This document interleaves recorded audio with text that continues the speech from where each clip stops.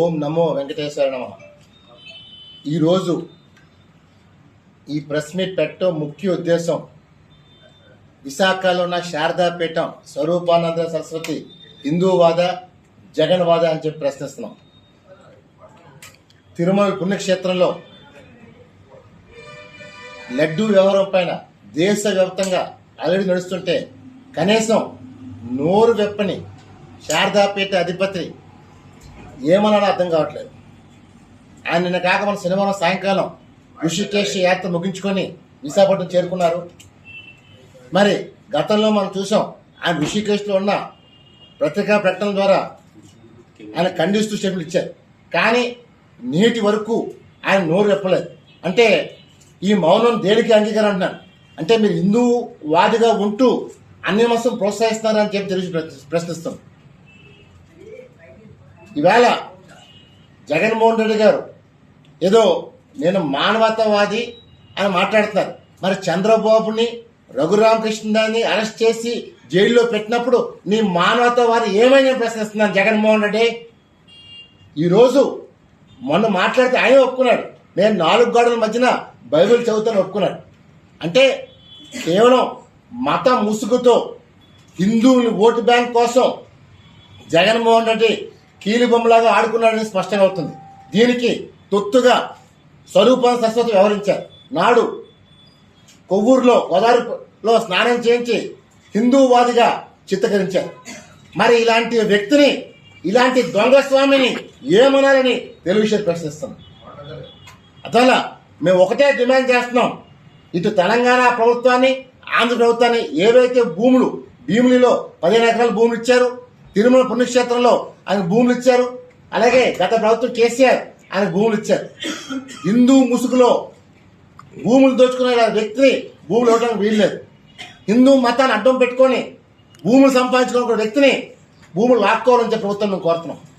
ఈవేళ హిందూ మతాన్ని భ్రష్టు పట్టిస్తుంటే అసలు ఈ శారదాపీఠానికి భారతదేశంలో ఎక్కడ గుర్తింపు పొంది అడుగుతున్నారు. కేవలం గత ముఖ్యమంత్రి జగన్మోహన్ రెడ్డి కేసీఆర్ని పట్టుకొని భజన చేశారు తప్ప అసలు శారదాపీఠం గుర్తింపు లేదు. ఈవేళ కూడా సిగ్గు లేకుండా కొంతమంది నాయకులు ఆయన భజన చేసుకుంటున్నారు. రేట్లు పెంచితే మద్యం తాగటం మానేస్తారు, అందుకే రేట్లు పెంచుతారని చెప్పారు. అంటే తిరుపతి పుణ్యక్షేత్రంలో కూడా రూమ్ రెంట్లు పెంచారు, లడ్డూలు పెంచారు, సేవల రేట్లు అంటే ప్రజలు రావటం మానే ఉద్దేశంతో పెంచారని అడుగుతున్నారు జగన్మోహన్ రెడ్డి. ఈరోజు మా కలియుగ వెంకటేశ్వర స్వామిని భ్రష్టు పట్టిస్తుంటే వీళ్ళు ప్రతి ఒక్కరూ ముందుకొచ్చి ధర్నాలు చేస్తున్నారు, ప్రశ్నిస్తున్నారు. ఎందుకంటే భారతదేశం హిందూ దేశం, ఇది ముస్లిం దేశం కాదు, క్రిస్టియన్ దేశం కాదు.